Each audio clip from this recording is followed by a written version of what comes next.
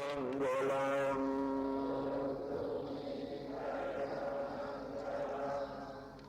The last line, ho to me.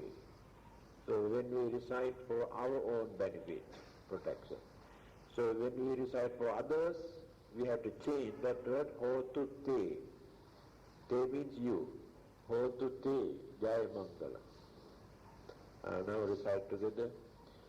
Mahakaruniko nato Isaya sabbapaninam Puretva parami sabba Patto sambodhimuttamam Etena satya vajjena Hotu me Jayamangalam.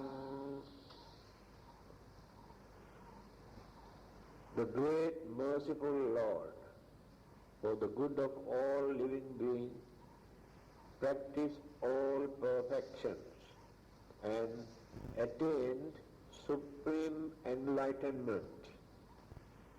By these words of truth, may joyous victory be mine. Now that is what we have recited just now. Great merciful Lord. Lord means Buddha here. He is merciful. He is compassionate. That means he has some extraordinary compassion or kindness or sympathy towards others. Whatever he does, whatever he says, only for the benefit of others, happiness of others. Life after life, he went on cultivating, developing all the good qualities and the virtues and knowledge and wisdom and purity to gain enlightenment or to become a Buddha. No one can become a Buddha simply by praying or worshipping or practicing certain self-mortification or torturing physical body, but by doing some service to others. Practicing perfection, here there is a word perfection. Perfection means paramita. He practiced paramitas. Life after life, not within one lifetime. To be perfect is not an easy task. We know how difficult it is for us to be perfect. Very, very difficult. Because we have a lot of weaknesses, wrong ideas, wrong practices, bad habits. So as long as we maintain these wrong things, we cannot become perfect. Always make mistakes, always do wrong things. Now in the case of the Buddha, he had to work so hard by sacrificing his pleasure, by giving up his own, what you call, kingdom, his property, for the benefit of others, by practicing so much tolerance and patience, by cultivating kindness and honesty. He went on developing and developing and developing. When he was fully matured and completed all the good qualities, the virtues, and gained supreme knowledge or wisdom, he became the enlightened one or the Buddha. So the perfections of the paramitas that he has cultivated, I think many of you have heard earlier. How many paramitas are there? Pardon? 10 in the Pali text. According to Mahayana tradition, only 6. So, these paramitas, the meaning of paramita, the word, the system or the method support for people to cross the other shore, that is called paramita. Now we are struggling here in this great ocean of samsara, repeated birth and death, like waves, ups and down every day, our life, always like this. But we do not know how to get rid of this. We practice so many methods, but we do not know whether our methods are right or wrong. But still we are suffering, still we are uncertain, and we are not sure whether we can get rid of this uncertainty or this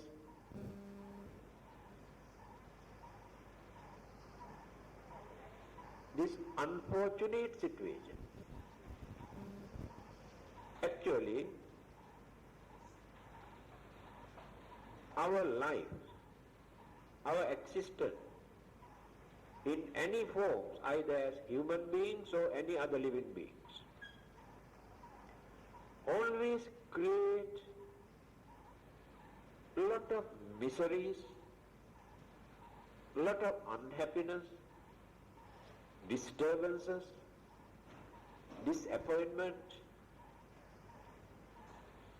Then we do not know what to do. Some people commit suicide when they cannot tolerate. And some people change their way or their belief. Some people become very wicked. These are the problems that we are facing. Because we cannot find out the solution to see the end of our unhappiness. So the great oceans of samsara that we are floating here and there, without any guarantee and without any solution, whole day and night we are going on worrying and thinking and creating certain problems and disturbances to get rid of our problem. But we create more problems. This is the nature of our life. That is the meaning of the word paramita, the method that which help us to cross and to reach the other shore, where we can find peace, some sort of safety, security. So how many? Just now I mentioned there are 10 according to our Pali Tripitaka: Dana, Sila, Nikhamma, Panya, Viriya, Khanti, Satya, Adhitthana, Metta, Upekha. These are the 10.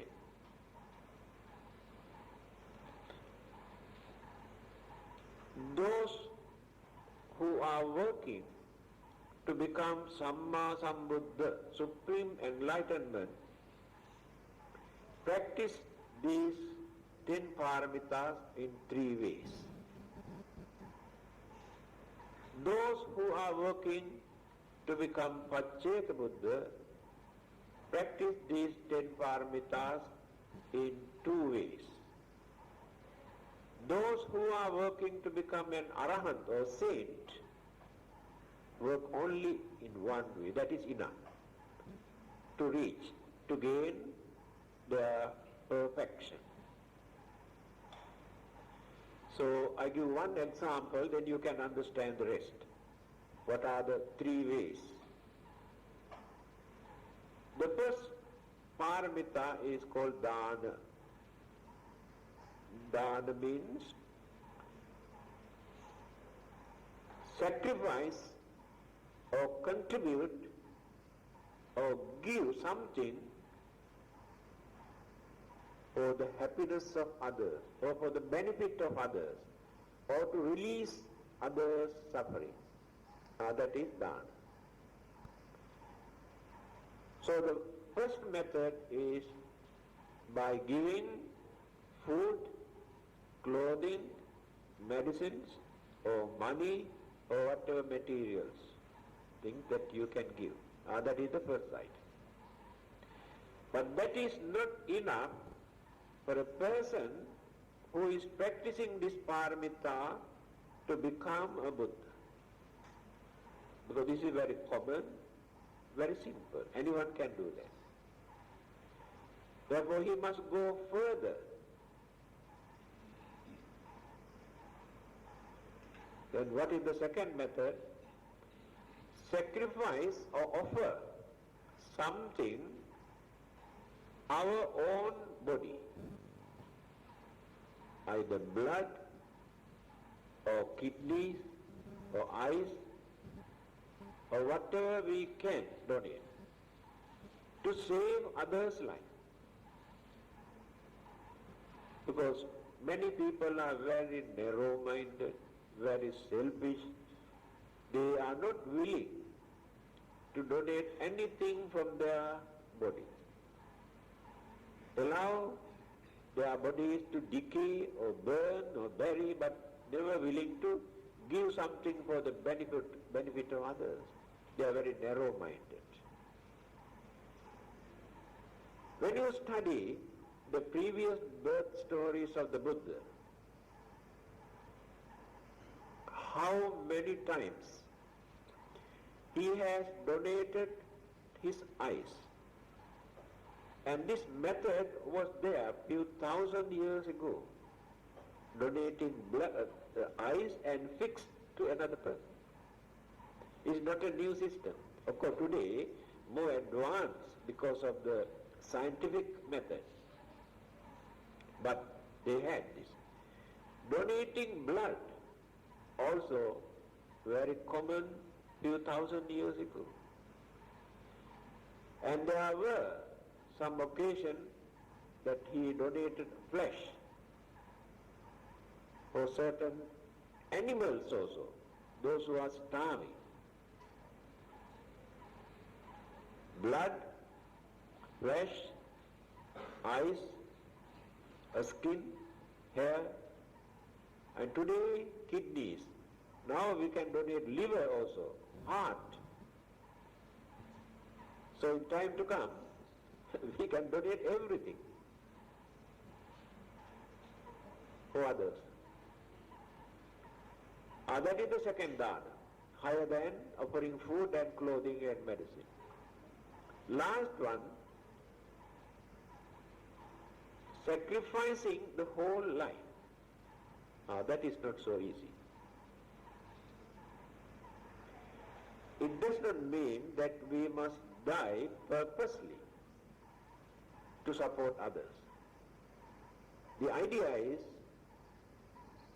when others are in trouble or difficulties or in danger, we come forward to save their life even at the risk of our life.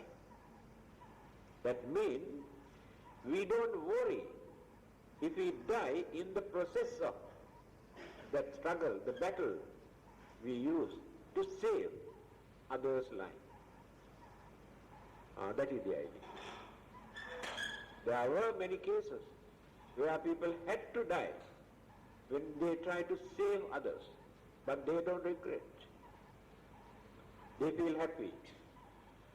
Without wasting this life, they used to save others. These are the three ways. Dana, Dana Upaparamita, Dana Paramartha Paramita. Paramartha means in the highest sense. So, the Buddha, before his enlightenment, he had to practice all the 10 paramitas in 3 ways, like this. That is why Buddhas are very, very rare. Very difficult to see the Buddha. So dana. Then sila. Next item. Sila means observance of certain principles. We must have some sort of discipline or principles or good qualities as human beings. To be good is not so easy. To do good is not very difficult. We can do a good thing, but to be good is not so easy. If we are good, we cannot be selfish people. If we are good, we must be honest. If we are good, we must be kind. If we are good, we must be generous. But we can help others, that is called do good. By keeping all the weaknesses, we can do good. But to be good is not so easy. To be good, we have to observe this sila, some sort of good principles, good manners, discipline, without violating the universal law. Here, there are certain natural law that exist in this world. They are regarded as universal law. That means common to whole mankind, without any differences, whether they have religions or not, whether they have different religious labels or not. These principles are common to every human being.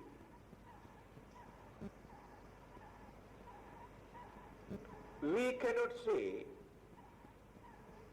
just because we have some religious labels, we say we are Buddhists, others are Christian, they are Hindu, they are Muslims, and each community, each group thinks their group is higher than the others. Utter rubbish. If Buddhists think they are higher than others, also no meaning.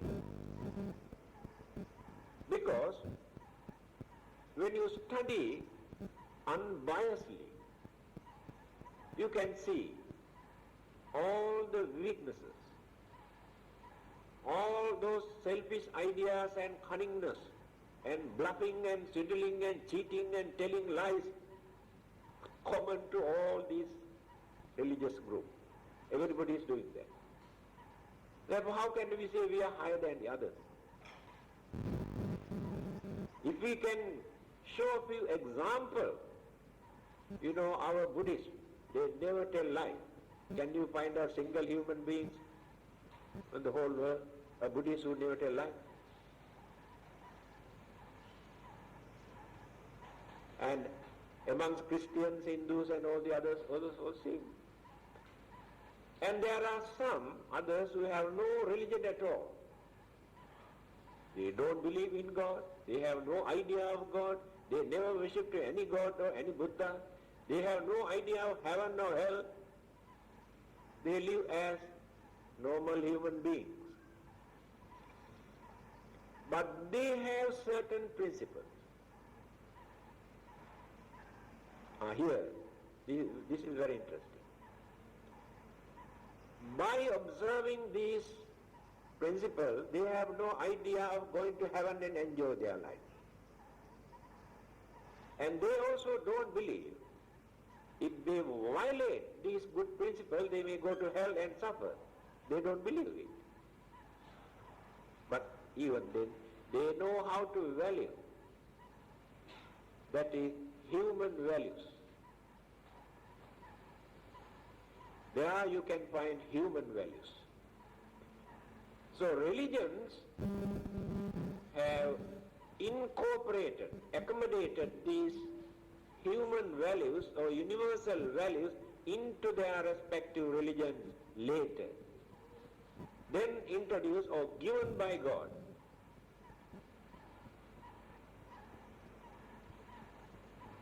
All these good principles are not given by God, realized, discovered, valued by human beings. Religion is accommodated them later. Let us take one example, one good quality. One who has no religion is honest, very honest. A Buddhist also honest. A Christian also honest. A Hindu also honest. Muslim also honest. Now, if they are honest, can you see any differences among those who practice this honesty? Honesty is honesty. Whether they are Buddhists or Christians or Hindus or Muslims, that is honesty. And those who have no religion also, if they are honest, that is honesty. That is why I told you they are all universal values. So in these paramitas, perfection, practiced by the Buddha, you can find universal value. During his previous birth, he was not a Buddhist. He did not practice these paramitas of perfection as Buddhist. Yes, certain period or certain occasion where he met the previous Buddhas, he received the blessings of the previous Buddhas and guarantee, confirm that definitely one day he can become a Buddha.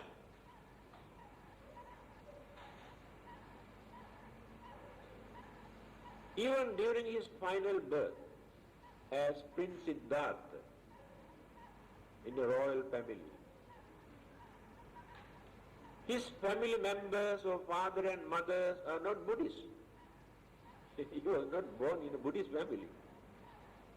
Because some people ask this question, that is why I wanted to clarify this.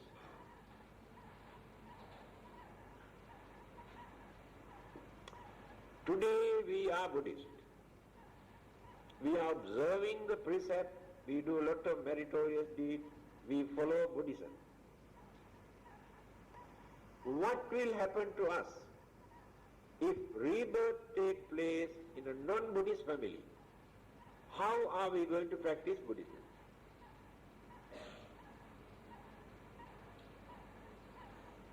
So answer I have given just now. The Buddha was not born in Buddhist families to practice all the good qualities and the precept and virtues and paramita. That is through understanding.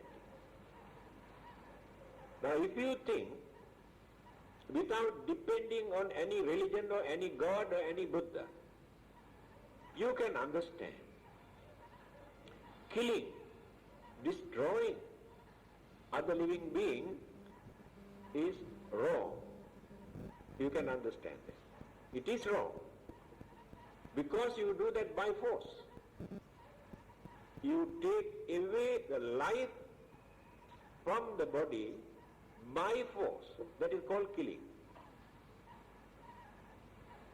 Before that person or that creature face natural death, we separate life from the body.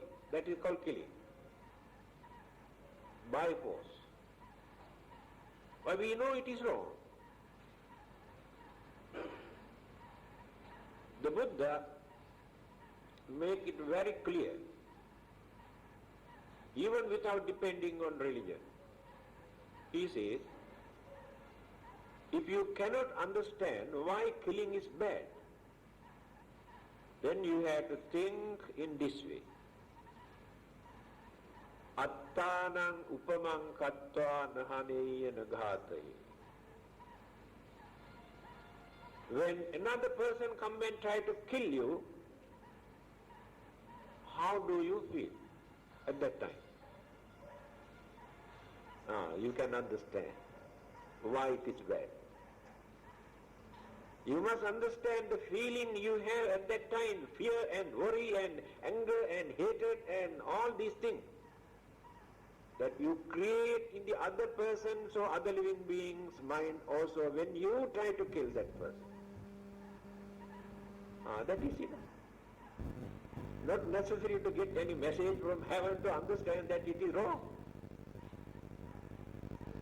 This is the Buddha's way of thinking. Make you to understand by using your common sense without depending on anybody else. They are common. So it is under the sila, precept. By knowing every living being love his or her life. It is unfair, it is cruel for us to separate this life by force.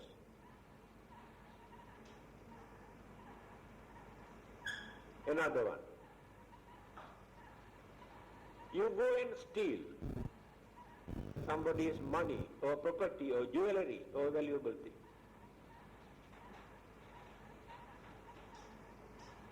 Then you can understand this. How that person feels when you go and steal. And you also experience the same feeling when another person come and take away your belonging without your knowledge. Then you know that it is wrong. And bluffing, cheating, swindling, they are also under the same group. Although we use different words, it is a steal. By breaking honesty. So this is also common to whole mankind. The way how people practice religion today, actually, they pray and pray and pray and pray, or worship and worship and worship, or do some offerings and offerings and offering, or do some chanting and chanting and chanting, but these good qualities are not in their mind. They are not honest, they are not kind, and they tell lies. Then where can we find religious value? Real religious values we cannot find in prayers or worshipping and offering. These are only outward. These activities that we have organized to show others that we are religious. When you go and pray, when you go and worship, people think you are religious. But you are very cunning, very cruel, very after praying and worshipping, you may come and cut somebody else's throat. That means no real religious feeling. But there are some who never worship, never pray to anybody, by knowing that these things are wrong. We create enormous suffering if we violate any of these things. We stop disturbing others. From the Buddhist point of view, they are more religious than those who pray and worship, because their understanding is very deep. So these perfections or paramitas, the Buddha, before his enlightenment, during the previous birth, he cultivated in this way, by realizing, through his understanding. Again, the purpose of practicing these 10 perfections is not for his own salvation, for own happiness or own benefit, or to go to heaven and enjoy his life, but to gain more knowledge, more courage, more energy, more wisdom, to understand things properly, to tell others, to guide others. That is the purpose. Because we are ignorant. Our knowledge is very, very poor, although we think we know. If we think we know, that means we are ignorant. If we know we are ignorant, then we are not that bad.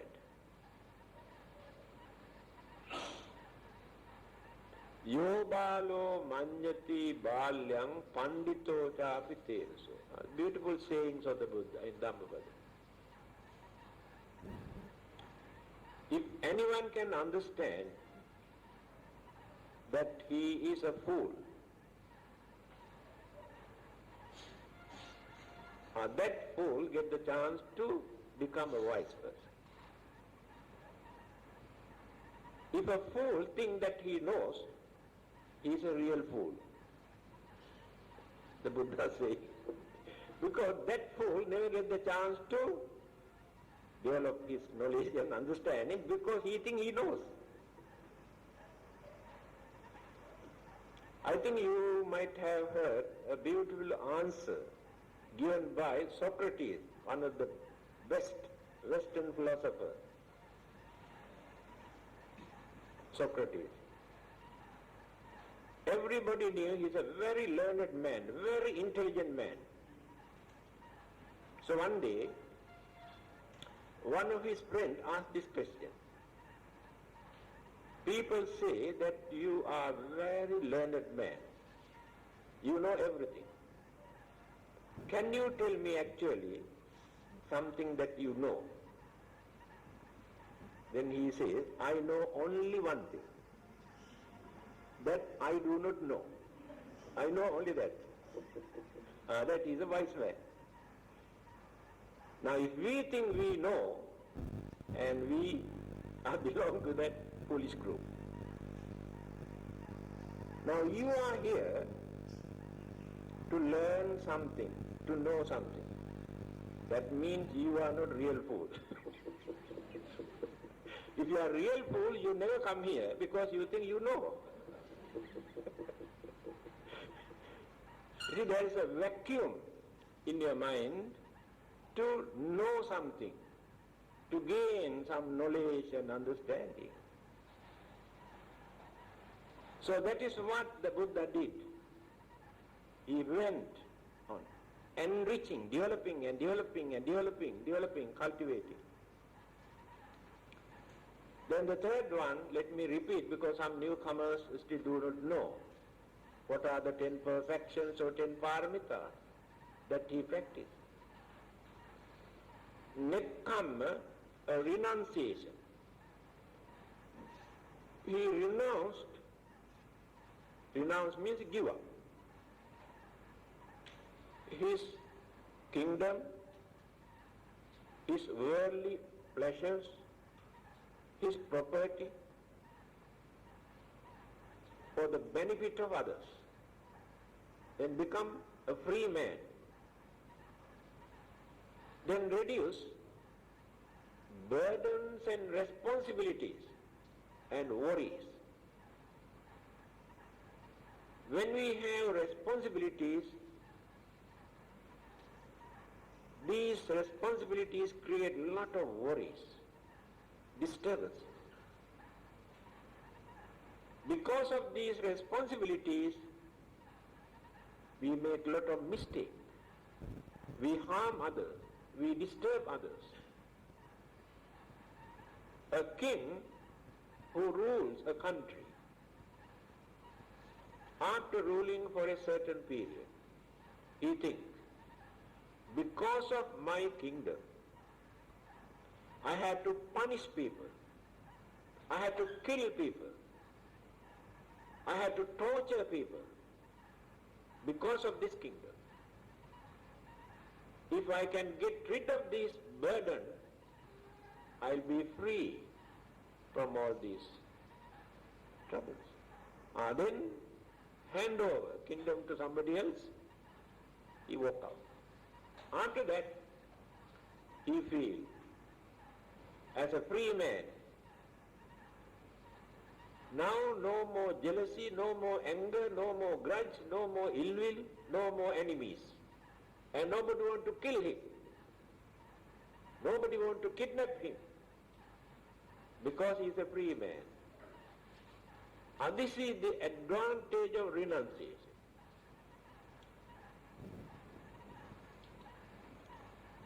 This we can understand very clearly. When we hold certain responsibilities, burdens, we have no freedom, always worries.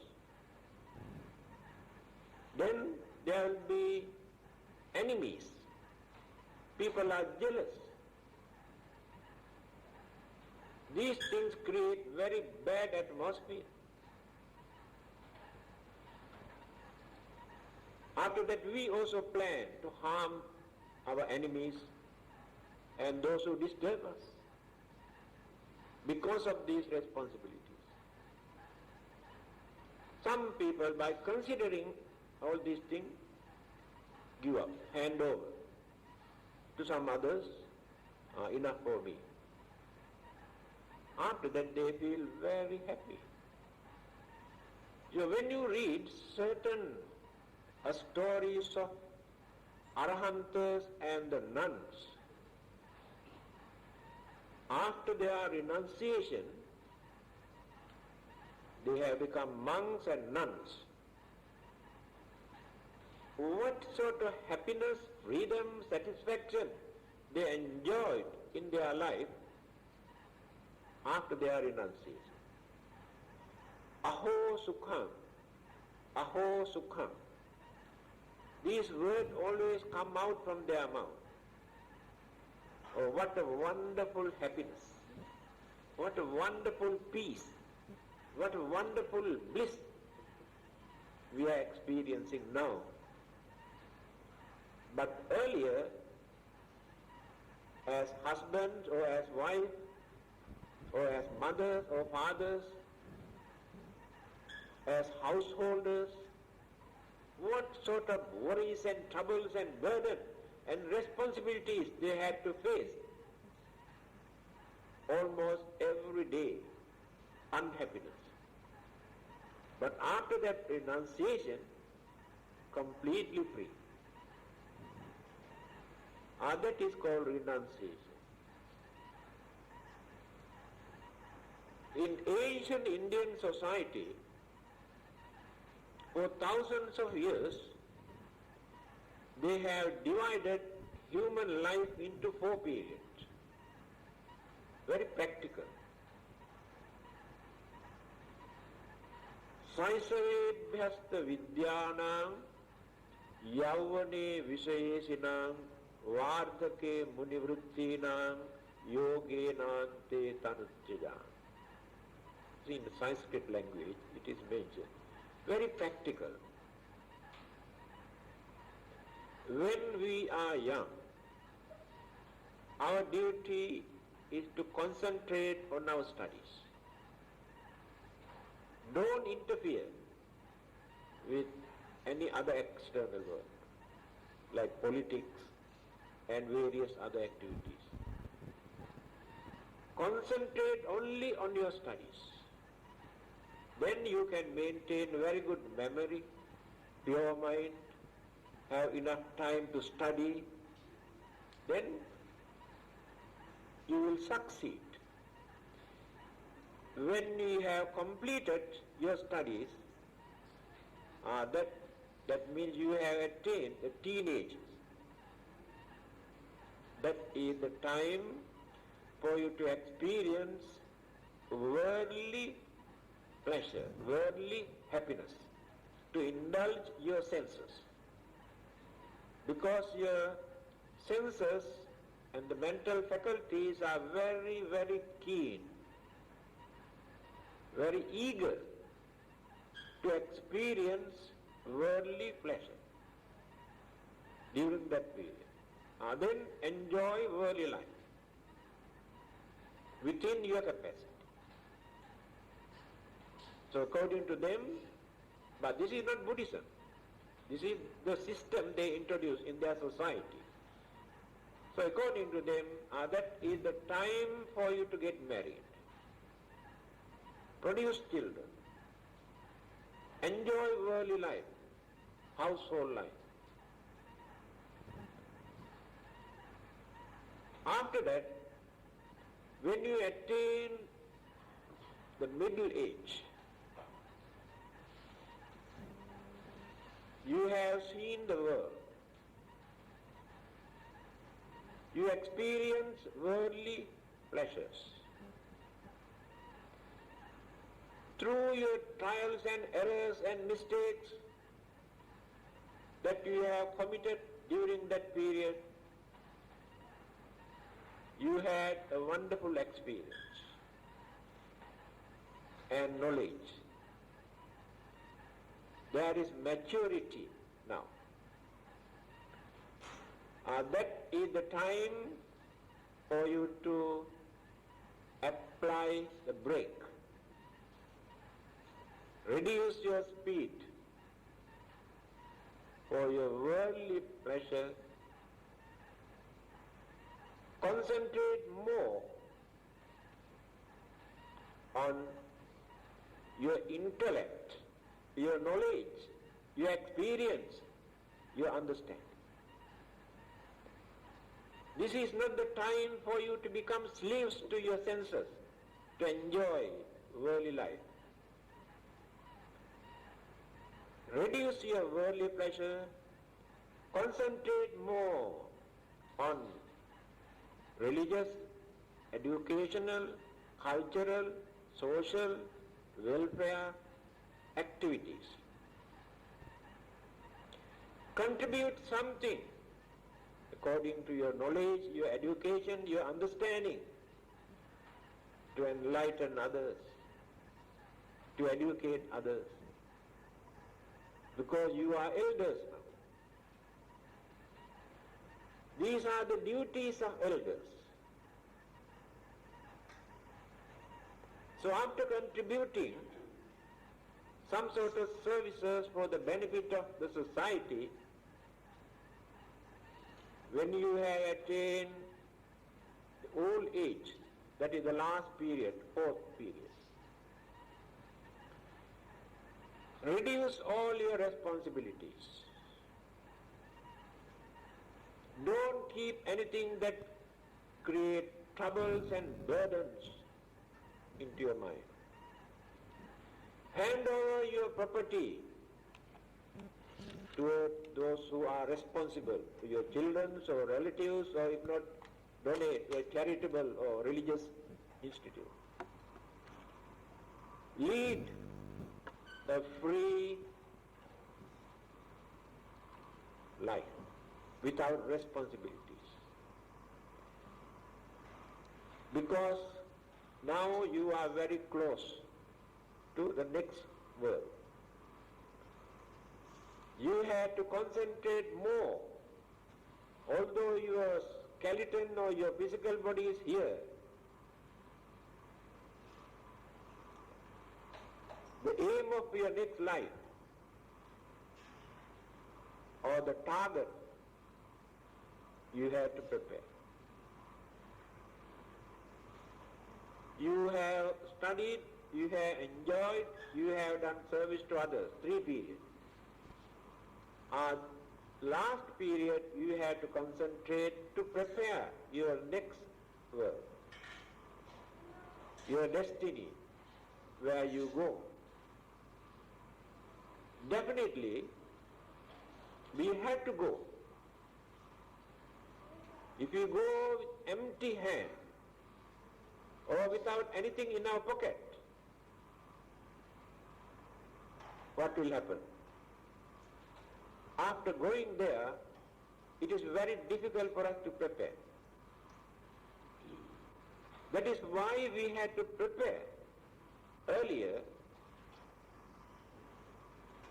Then, when we have departed this world, the next target or the next life never become unfortunate to go there and worry and cry. Act wisely by thinking that this is not the only life. This is not the last life. The Bodhisattva who is working to become a Buddha practice this renunciation after enjoying or after ruling the country or after doing some service to others. In that way, then become a free man. When we become free, no jealousy, no enemies, nobody want to disturb, nobody want to kidnap, no need to go and hide. Lot of freedom.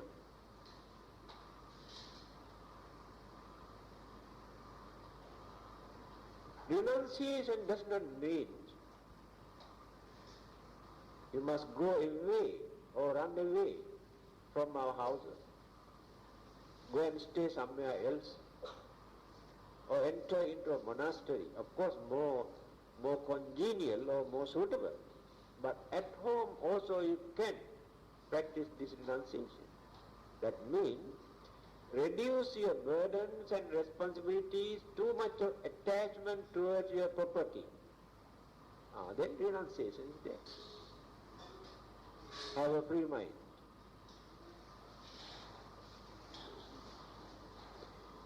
Fourth one, panya. Panya means proper understanding. We have some sort of understanding, but that understanding is not very accurate. So we must try to cultivate our understanding by analyzing, by observing, by considering, by discussing, enrich our knowledge. Then that understanding become accurate. Otherwise, our understanding remains on our own imagination. But we do not know that our imagination is wrong. Our concept is wrong. When we discuss with others, we can see the difference. That is why we have to associate with wise people, very understanding people. So when we go and express our views, our ideas regarding certain things, they will point out, they will tell us whether we are right or wrong. Then we get the chance to develop our knowledge and understanding. And you are here to develop this understanding. You stay at home, you create your own imagination. If not, you go out and create more fear and more excitement, if not some disturbances. But here you feel very safety, you feel very happy, you feel that you gain something, some sort of understanding. This is gradual development, understanding. So when you continue this, after few years, you can see how changes have taken place in your way of life. You may give up certain things, certain bad habits. You may adopt certain good attitude, develop certain good practices through this understanding. Then you develop your knowledge and understanding. You realize what this life is. You realize what is the nature of this world that we are living. And what is the use of this life? And what do we gain in the end? Nothing. But if we are wise, we know how to carry, how to continue our life until we reach our final goal, last target, where there are no more disturbances and worries or unhappiness. That is the ultimate aim of a religion, to tell us what to do with this life. Otherwise, some people actually do not know what to do with this life.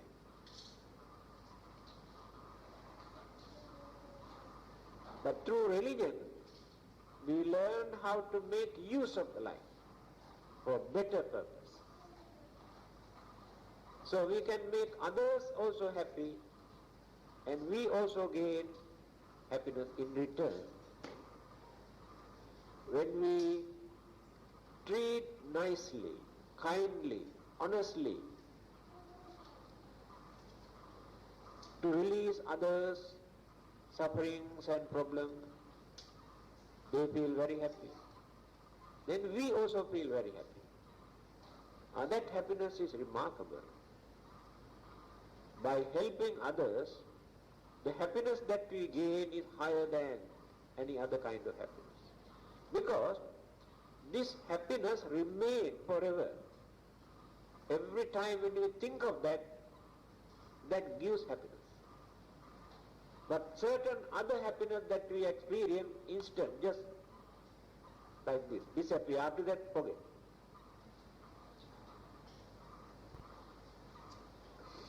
Next one,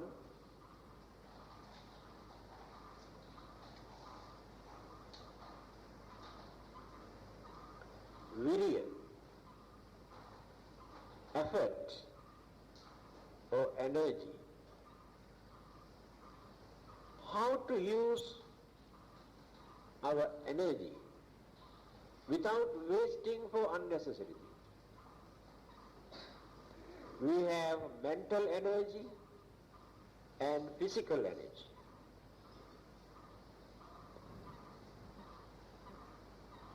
Our mental and physical energy we are wasting for unnecessary things.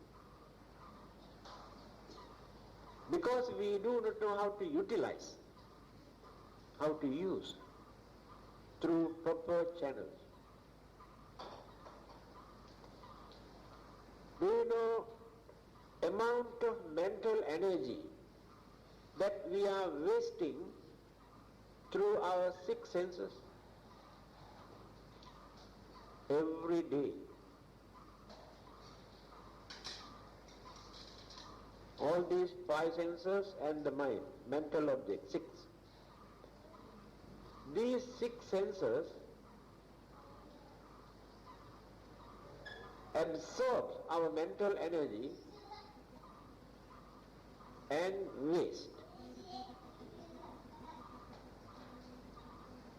That is why our minds are very weak, no energy.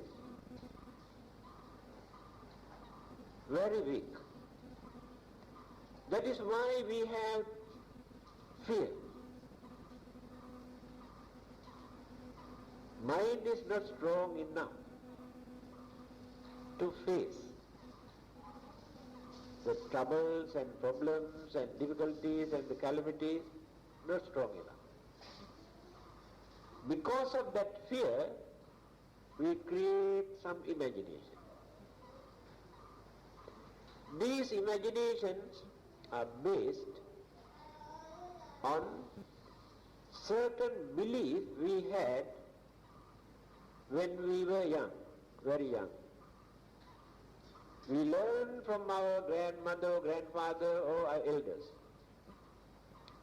certain ghost stories, certain stories about devils and ghosts and all sort of living beings. So when we have that fear in that weak mind, these beliefs that we had when we were young stir the mind, then create more fear, more worry, more disturbance. Mind is weak, cannot tolerate. Some people go mad, some others fight, and some people cry, some people worry because of this weakness. So when we gain knowledge, when we preserve our mental energy without wasting, that dynamic mental force can face all these objects. In fact, in the Buddha's teaching we can find the astrology very clearly explain how these planets, Sun and moons and Jupiter and Venus and Mercury and Saturn, Mars, all these planets, how they influence our life and earth and everything, plant life, elements. Definitely they influence, then changes take place. But if the mind is strong, that energetic mental energy can topple the influence of the planetary system when the mind is strong. When the mind is weak, then very easily can influence.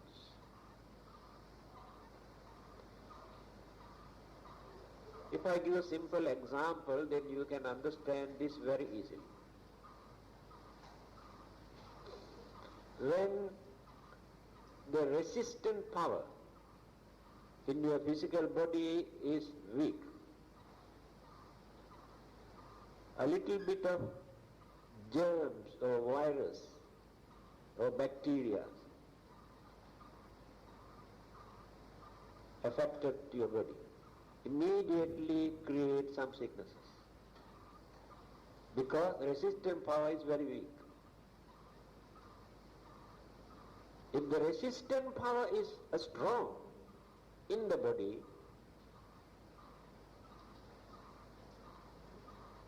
bacteria and germs, although they enter into the body, cannot create sicknesses.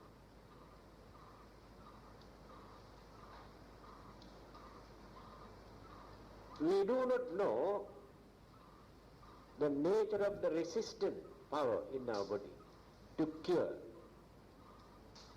any kind of sicknesses. In fact, medicine cannot cure our sicknesses. We think medicine cures the sicknesses. It's a wrong idea. Who cures the sicknesses?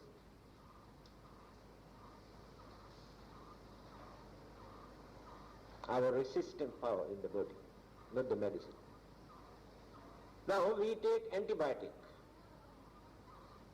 Whenever there is an infection, we take antibiotic. Then we believe this antibiotic cure this. No, antibiotic cannot cure this. Antibiotics stop this spreading, arrest the infection. That is the only thing that medicine can do. Then the resistant power in the body cures the disease, not the medicine. Any medicine that we take work in that. Give the chance for our resistant power to work. Otherwise, this go on spreading and spreading infection. So, this mental energy is just like resistant power in our body to protect, to support our physical body. So, without wasting this energy, when we preserve, we can overcome, we can avoid any problems or troubles, especially religion. Buddhism talk about human mind, more about human mind. By knowing the nature of human mind, this human mind we can divert either this way or that way, the same mental energy. Electricity.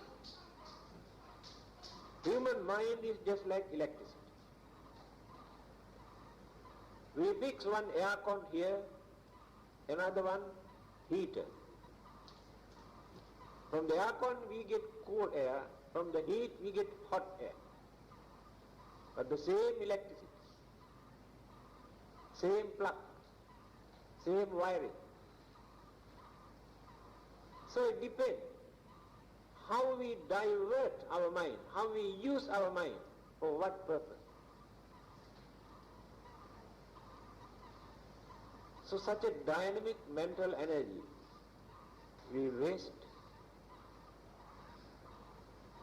So Buddhism teaches us how to preserve, how to protect, how to cultivate, how to develop this human mind until we attain the Buddhahood or Nirvana or sainthood. It is through this mental energy.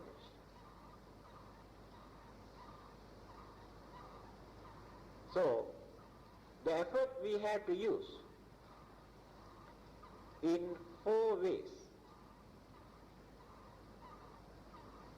It is pure mental energy. First thing, when certain bad ideas appear in our mind, we have to create very strong mental energy to wipe out that evil thought from the mind. Your full effort. Now you create the idea that you want to bluff another person. Right. When this idea appeared in your mind, then you create the second thought. No, it is wrong. I am not going to bluff. It is wrong. Wipe out that idea. You have to use your full mental energy to get rid of that. All right, second method. So far, only few bad thoughts appear. You know there are so many other bad things. Those things not yet appear in your mind. Then you guard your mind, protect your mind by using your full mental energy without allowing any other evil thoughts, ideas to appear in your mind. That is the second effort. Third one. A good thought appears suddenly that you want to do some service to others. Then again develop your mental energy to protect this thought without allowing this thought to disappear. The nature of the thought is such, they appear and disappear. So you have to protect this, develop this, cultivate this thought using your mental energy. Then put into action. Fourth one, you know only one or two good thoughts appear. There are many more good ideas, good thoughts. Then use your effort to create some more good thoughts in your mind. These are the four methods where you have to apply your mental energy to make use of your mind properly. So when you study the previous birth stories of the Buddha, different cases, where he has used this full effort in four ways.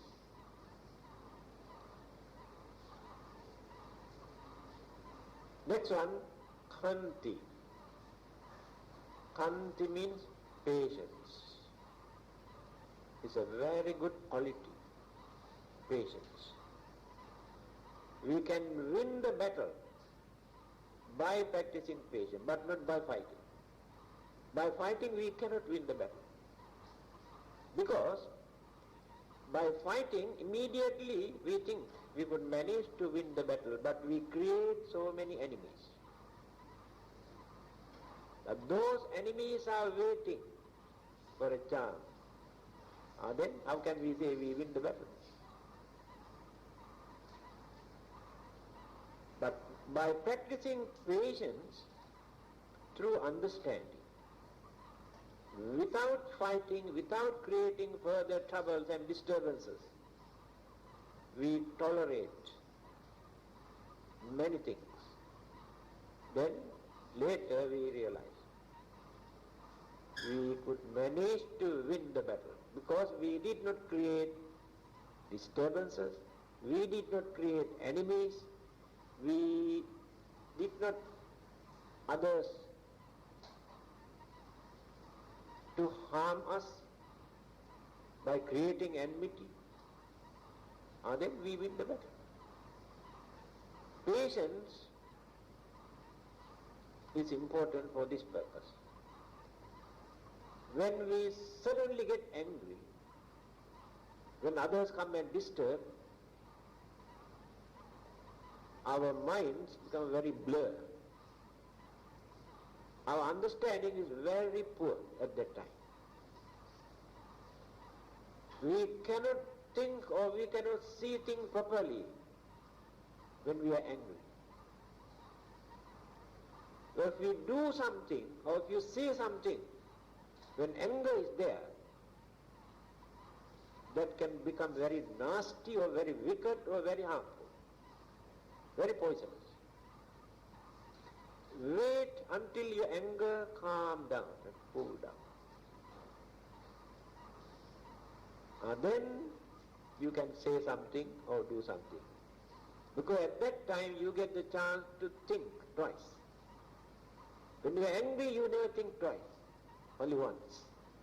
But later you regret. What a pity.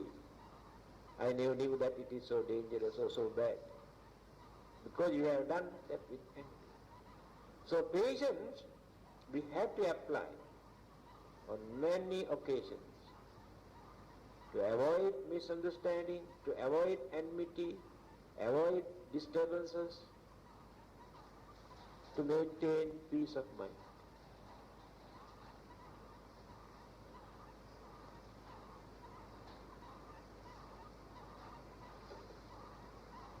Next one, satya. Truthfulness. That is honesty. Although we use another word, truthfulness means honesty. So if we are honest, we cannot tell lies. By telling lies, we harm others, or we gain something, or we avoid certain folk, but not through proper manner. But If honesty is there, one day we come to know that we are right. Then others also respect. When they come to know that we are honest, then others trust. Then they do not ill-treat. Everybody respects honest man. If you are not honest, nobody wants to respect. Nobody wants to believe or trust. So these are common, universal, good qualities, human qualities.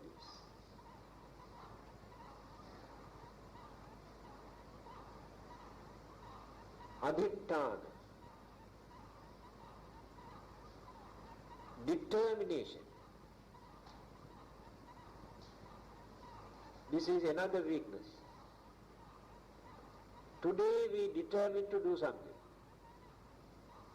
and tomorrow we forget that. We have decided not to do that. Again, we determine either to do something or not to do something by knowing they are wrong. After a few days or after a few months, then slowly again get back to the same situation. That is the weakness of the mind. That is why I told you we cannot develop this determination in our mind as long as our minds are weak, very loose, very shaky. So, but there are some people who have developed this. When once they say, I am not going to do this under any circumstances, they never commit that again. Although others come and threaten to kill him, they don't give up, they don't surrender. That is my principle. Principle is more important to me than my life. It's a great sayings of great people. My principle is more important to me than this life. When others try to come and kill. Why? Life exists few more years, die. After that nobody knows what will happen. When we uphold certain principles, these principles support that life to get rid of so many other problems because of that principle. That is why they say principle is more important than life.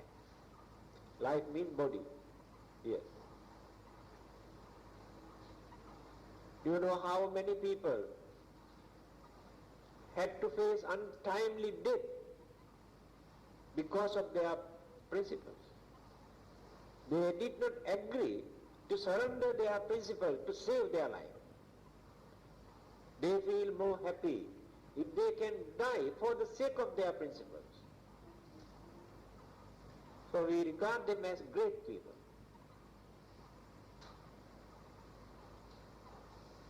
So beautiful stories, you can see previous birth stories of the Buddha, how he practiced all these good qualities. You think becoming a Buddha is so easy. People can produce Buddhas any time, not knowing who the Buddha is. And this is the method for a person to become a Buddha. That is why we worship and kneel down, respect him. Not because he is a great man, powerful man. He is such a wonderful, holy and perfect and enlightened man who got supreme wisdom. We respect him because of these good qualities.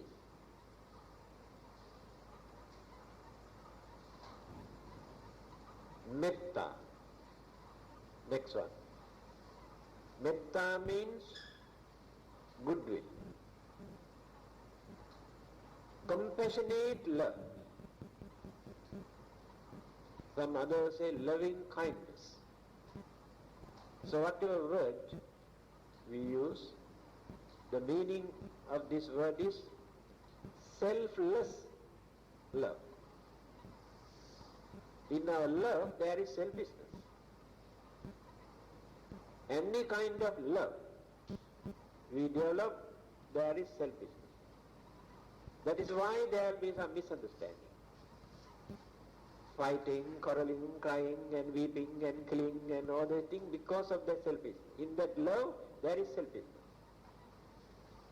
But if we develop our love without selfishness, no bad effect, never fight, never create misunderstanding. That is goodwill. That means we develop or we radiate our love without expecting anything in return. Because of that expectation, something in return, that selfishness develops there. Then the trouble starts from there. I have done so much for you. You did not say even thank. Then start the trouble. Selfishness. Because he had done all these things by expecting something. If you can do that, say, I don't want even your thank. I feel happy if I can do some service to you, help you, support you with love and kindness, compassion. After that there is nothing for you to grumble or complain. You can say they are ungrateful to you, you have done so much. That means selfishness is there in your mind. So we have to learn to love others without expecting anything from them. Then it will become this, under this metta, goodwill. This is the Buddhist attitude. There is no limit.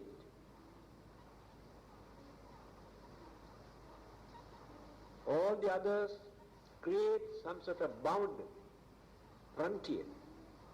There's a limit. They love only to certain people, but not others. They love their own group, their own kind, but not others. It is not the Buddhist concept of love, metta. Last one, upekha. That is the most difficult thing. Upekha, unbiased attitude, equanimity, impartiality, very difficult. Always there is some sort of discrimination, either color or race or caste or class. We divide into various groups according to our culture, our tradition, our religion, our race, our language, then discriminate others. We think our method, our system is higher than others, better than others.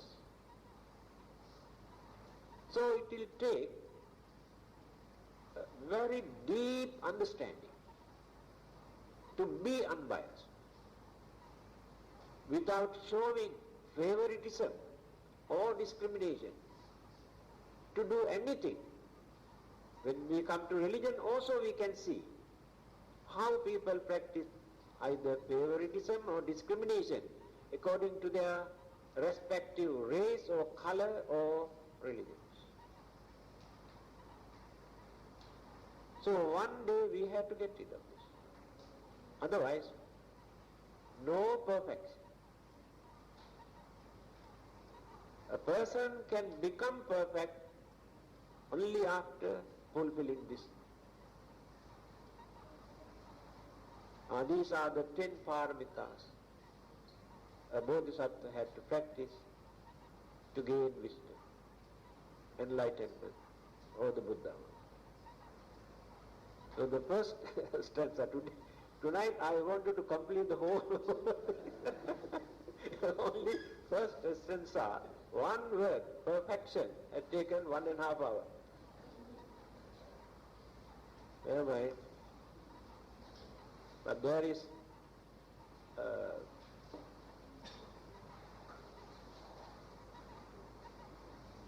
an announcement.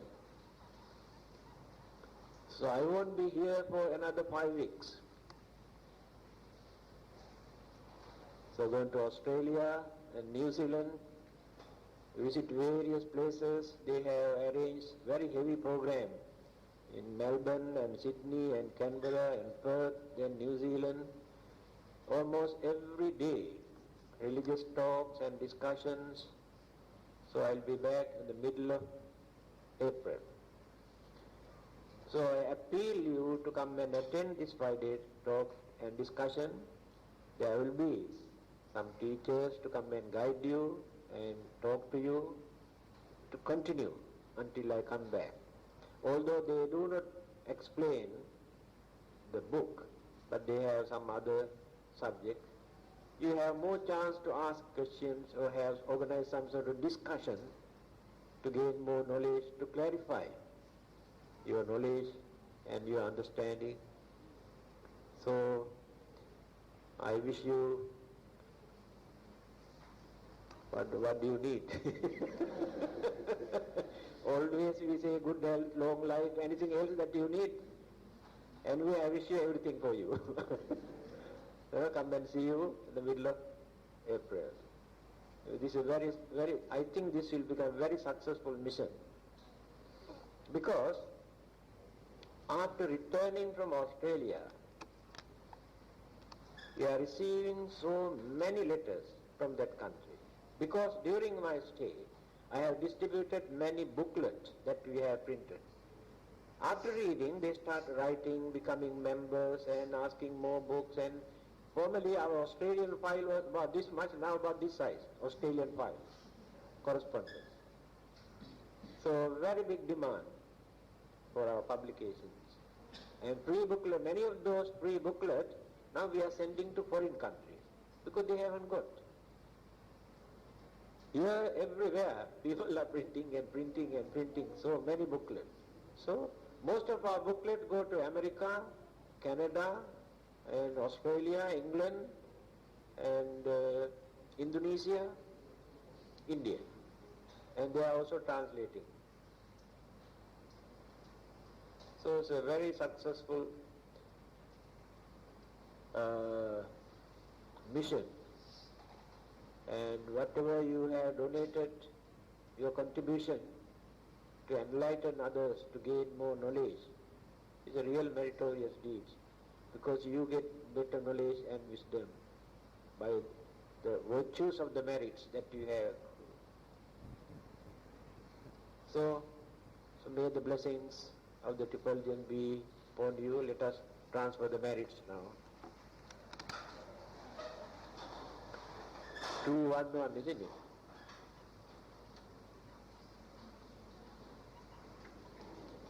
Yes, 211.